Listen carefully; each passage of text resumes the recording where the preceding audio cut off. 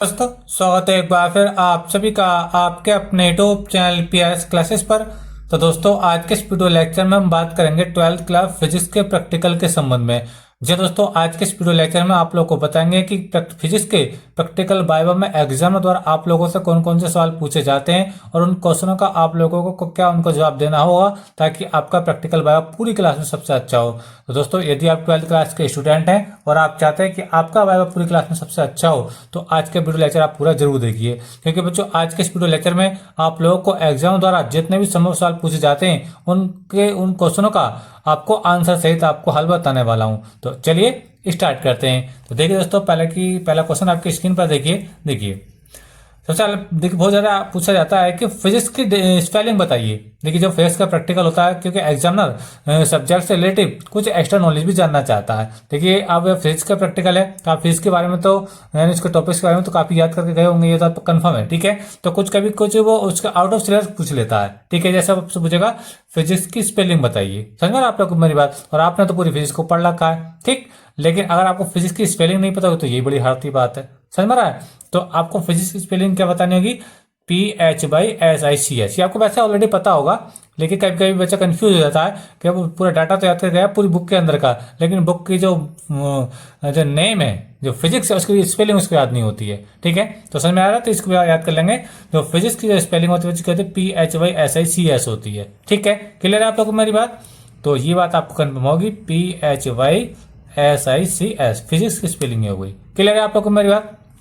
चलिए नेक्स्ट हम बात करते हैं। देखिए अगला क्वेश्चन क्या है, ऐसे तीन वैज्ञानिकों के नाम बताइए, ऐसे तीन वैज्ञानिकों के नाम बताइए जिनका फिजिक्स में विशेष योगदान है। कम से कम 3 या 2 तो आपको याद होने ही चाहिए। ठीक है, तो आप सबसे पहले आप न्यूटन का ले सकते हैं, न्यूटन ये हो गया। ठीक है, एक आध भारतीय वैज्ञानिक का नाम बता दिए, रमन। ठीक है, जिन्होंने रमन प्रभाव की व्याख्या करी है। तीसरा और बता दीजिए आप, आइंस्टीन बता दीजिए, आइंस्टीन हो जाएगा एक इसका आंसर। वैसे तो बहुत सारे हैं, प्लांक है या फिर मैक्सवेल है, एम्पियर है ना। तो कम से कम बच्चों आपको 3 नाम तो याद होने चाहिए। ठीक है, तो इसमें एक न्यूटन मैंने आपको बता दिया, वेंकटेश रमन मैंने आपको बता दिया, ये भारतीय हैं। ठीक है, जिन्होंने रमन प्रभाव की व्याख्या की है, जो आपने सेकंड बुक में पढ़ा होगा फिजिक्स की। ठीक है, और एक आइंस्टीन जिन्होंने प्रकाश विद्युत प्रभाव की व्याख्या की है। क्लियर आप लोग को मेरी बात। ठीक, और न्यूटन के बारे में तो आप जानते ही हैं, गति के नियम इन्होंने दिए हैं, गुरुत्वाकर्षण का नियम इन्होंने दिया है। ठीक है, चलिए आगे बात करते हैं अगला क्वेश्चन की। अगला क्वेश्चन क्या है, हमारे घरों में कौन सा करंट, करंट मतलब धारा।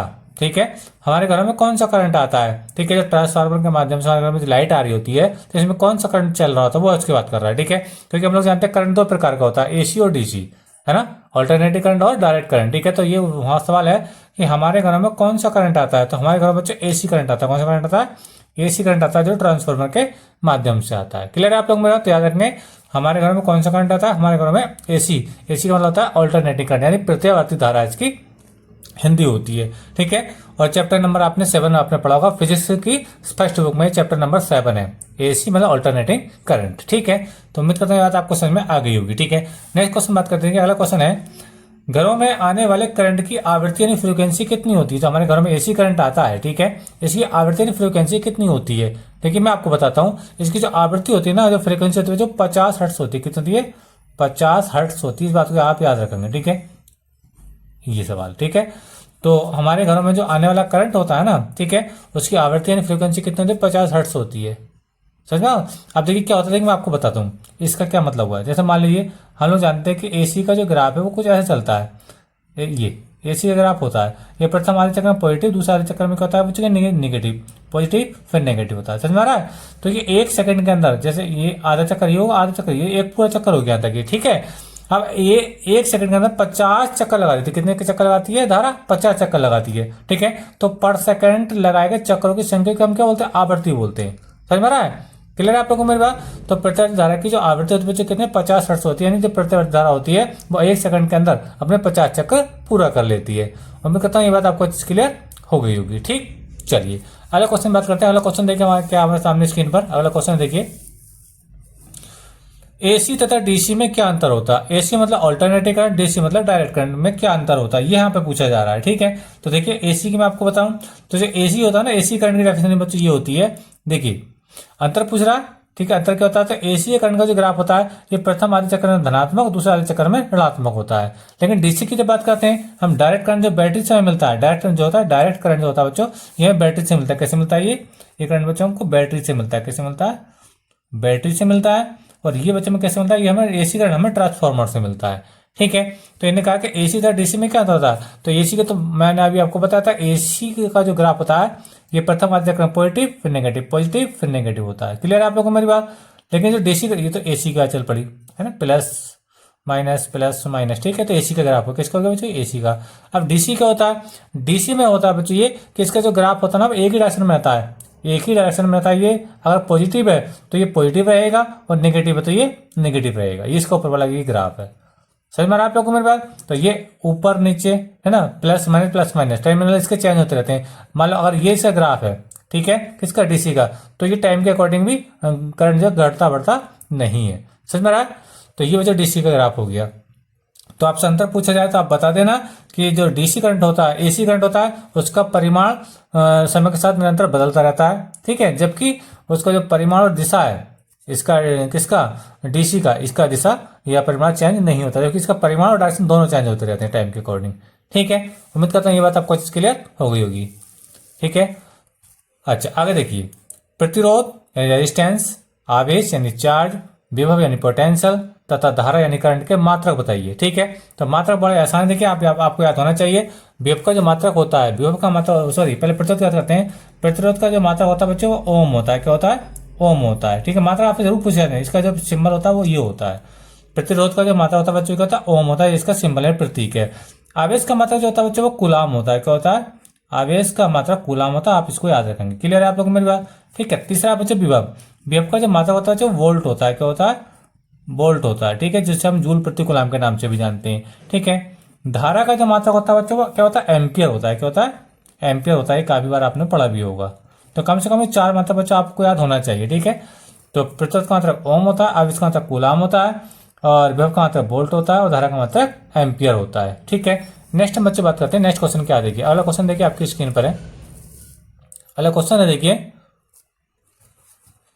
प्रतिवर्ती धारा तथा प्रतिवर्ती वोल्टेज के समीकरण लिखिए। जो हमारे घरों में एसी करंट आता है, ठीक है, तो उस एसी करंट का हमें और एसी वोल्टेज का हमें समीकरण लिखना है। तो चलो देखो, प्रतिवर्ती धारा का समीकरण क्या होता है, देखिए मैं आपको बताता हूँ। ये होता है I equal to I naught sine omega t होता है। ये प्रत्यावर्ती धारा का समीकरण है, I equal to I naught sine omega t. जहाँ आई नॉट होता है ना, ये प्रत्यावर्ती धारा का शिखर मान होता है। ये शिखर मान क्या होता है, जैसे मान लीजिए ग्राफ चल रहा है, ठीक है, तो इसका जो हाईएस्ट पॉइंट होगा ये करंट का, जैसे ये जो इसका हाईएस्ट पॉइंट है, ये हाईएस्ट पॉइंट, ये वाला हाईएस्ट पॉइंट है ना, इसी को हम बोलते हैं आई नॉट, ये धारा का शिखर मान। समझ में आ रही है आप लोग को मेरी बात। ठीक है। तो प्रत्येक धारा का समीकरण क्या होता है, I equal to I naught sine omega t होता है। ठीक है। चलिए आगे बात करते हैं प्रत्येक वोल्टेज। तो प्रत्येक वोल्टेज का समीकरण होता है बच्चों V equal to V naught sine omega t होता है, V naught sine omega t. समझ में आ रहा है। तो ये बच्चों प्रत्येक वोल्टेज का समीकरण हो गया, ये प्रत्येक धारा का समीकरण हो गया। ठीक है। ये आई के टर्म्स में हो गया, यानी करंट के टर्म्स में आ गया, ये वोल्टेज के टर्म्स में आ गया। ठीक है। जहाँ बी नोट क्या है, बी नोट है बच्चों वोल्टेज का शिखर मान, यानी highest value of electric potential. क्या होता है देखिए मैं बताऊं, ये समझिए। तो ये जो पॉइंट है ना, हाईएस्ट पॉइंट, ये इसी को हम हाईएस्ट पॉइंट को हम बोलते हैं बच्चों वी नॉट, या इस वाले ग्राफ में आई नॉट। क्लियर आप लोग को मेरी बात। उम्मीद करता हूँ ये बात आपको क्लियर हो गई होगी। ठीक है। नेक्स्ट आज बात करते हैं, अगला क्वेश्चन क्या देखिए। अगला क्वेश्चन देखिए आपकी स्क्रीन पर है, क्या है, कूलाम के नियम का सूत्र बताइए। कूलाम के नियम का सूत्र, तो कूलाम के नियम का सूत्र क्या होता है, देखिए मैं लिख देता हूँ इसी फार्मूले को। ठीक है। कूलाम ने क्या बताया था, कूलाम ने बताया कि दो स्थिर बिंदु आवेश यानी Q1 और Q2 एक दूसरे से r दूरी पर स्थित हो तो उनके बीच जो लगने वाला बल होता है ना, उसका फार्मूला यहाँ पे पूछा जा रहा है। तो वो होता है F इजिकल टू होता है 1/4πε0। ठीक है। और Q1 Q2 upon r square होता है। ठीक है। अगर दोनों बिंदु आवेश कहाँ होते हैं बच्चों, निर्वात में रखे हुए होते हैं तो। ठीक है।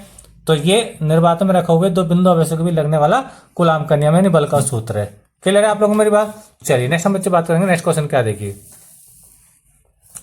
अगला है फिजिक्स में पहले पार्ट का नाम बताइए। देखिए फिजिक्स, जो आपकी फिजिक्स की पहली बुक है, इसे पहले पार्ट का नाम बताइए। मैं आपको बताऊं कि 2-4 क्वेश्चन आप लोग को ऐसे पूछे जा सकते हैं, बिल्कुल अजीब से, है ना, समझ में आ रहा है। तो फिजिक्स में पहले पार्ट का नाम क्या है, वैद्युत आवेश तथा क्षेत्र। क्या है, मैं लिख देता हूं, देखिए पहले पार्ट का नाम पहले पार्ट का नाम पूछा जा सकता है, आपसे अंतिम पार्ट का नाम पूछा जा सकता है, या आपसे ये पूछा जा सकता है कि कुल कितने इसके आपकी बुक के अंदर लेसन है। ठीक है, यानी कुल पार्टों के बारे में पूछ सकता है कि कुल कितने पार्ट हैं फिजिक्स की दोनों किताबों, फर्स्ट भाग और सेकंड भाग में। ठीक है, तो फिजिक्स में पहले पार्ट का नाम क्या है? वैद्युत आवेश तथा क्षेत्र। वैद्युत आवेश, वैद्युत आवेश तथा क्षेत्र, ये पहले पार्ट का नाम है आपकी फिजिक्स की बुक का। ठीक है, और कुल पार्ट कितने? तो कुल पार्ट में आपको बता दूं, कुल पार्ट है भाई बच्चों आपके 14 पार्ट है। कितने पार्ट है? 14 पार्ट। फिजिक्स की बुक में कितने पार्ट है बच्चों? 14 पार्ट है। ये दो दो भागों में बटी हुई है। पहले बुक में आपके 8 लेसन आते हैं, दूसरी में आपके 6 लेसन आते हैं। क्लियर है आप लोगों को मेरी बात? उम्मीद करता हूँ याद आपको क्लियर हो गई होगी। ठीक है, नेक्स्ट हम बच्चे बात करते हैं, अगला क्वेश्चन क्या देखिए। अगला क्वेश्चन है ट्रांसफार्मर क्या है? ट्रांसफार्मर क्या है? ठीक है, तो बच्चों ट्रांसफार्मर एक ऐसा डिवाइस होता है जो प्रत्यावर्ती धारा के विभव को परिवर्तित करने का काम आता है। यानी ट्रांसफार्मर होता है ना, प्रत्यावर्ती धारा, प्रत्यावर्ती धारा,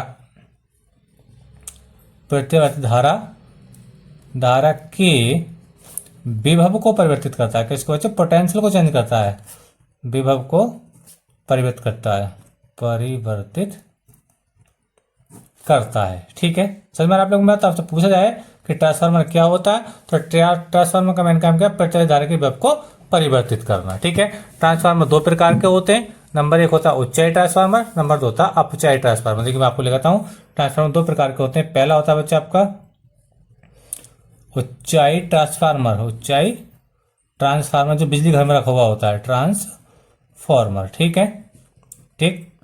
और दूसरा होता है बच्चा आपका अपचाई ट्रांसफार्मर, अपचाई, अपचाई यानी स्टेप डाउन। ये स्टेप अप होता है, ये स्टेप डाउन होता है ट्रांसफार्मर। ठीक है, समझ में आप लोगों को मेरी बात? ठीक है, तो ये जो ट्रांसफार्मर होता है अपचाई वाला, ये आपका होता है अपने मोहल्ले में, ठीक है, चौराहे पर जो रखे हुए होते हैं, ठीक है, जिनसे अपने घर में लाइट आती है ना। कहते हैं कि ट्रांसफार्मर खराब हो गया, तो कौन सा ट्रांसफार्मर होता है? ठीक है, वो बच्चों अपचाई ट्रांसफार्मर होता है जो चौराहों पर लगे हुए होते हैं गाँव में या शहरों में। ठीक है, और जो उच्चाई ट्रांसफार्मर होता है ये बच्चों बिजली हाउस, पावर हाउस यानी बिजली घर में लगा हुआ होता है। ठीक है, समझ में आ रहा है? इसका मेन काम होता है बच्चों वोल्टेज को इंक्रीज करना, बी के मान को इंक्रीज करना, और इसका मतलब था बी के मान को, वोल्टेज के मान को डिक्रीज करना। इस बात को याद रखेंगे। क्लियर है आप लोग को मेरी बात? तो ट्रांसफार्मर का काम क्या है? प्रत्यावर्ती धारा के विभव को चेंज करना है। ठीक है, ट्रांसफार्मर दो प्रकार के होते हैं, उच्चाई और अपचाई। ठीक है, उच्चाई कहाँ लगा होता है? ये बिजली घर में यानी पावर हाउस में लगा होता है। मेन काम इसके वोल्टेज को बढ़ाना है। ठीक है, जबकि अपचाई ट्रांसफार्मर क्या है? ये बच्चों ये वो ट्रांसफार्मर जो आपके चौराहों पर रखा हुआ होता है, इसका मेन काम वोल्टेज को डाउन करना। तो उम्मीद करता हूँ बच्चों आपको वीडियो पूरा समझ में आ गया होगा। तो यही बच्चों 10 क्वेश्चन थे जो आपसे पूछा जाता है बच्चों बोर्ड एग्जाम में। ठीक है, फिजिक्स के प्रैक्टिकल के बारे में आप लोगों को पूछे जाने के बहुत ज़्यादा चांस रहते हैं। सारे क्वेश्चन बच्चों आपको अच्छे लगे हैं, और इसी प्रकार बच्चों आप 12th class physics, chemistry, biology के किसी भी टॉपिक का वीडियो चाहते हैं बार संबंधित, तो हमें कमेंट जरूर करिए। तो वीडियो अच्छा लगा तो वीडियो को लाइक जरूर करिए। मिलेंगे नेक्स्ट वीडियो में किसी नए टॉपिक के साथ, तब तक के लिए धन्यवाद। Best of luck. जय हिंद, जय भारत।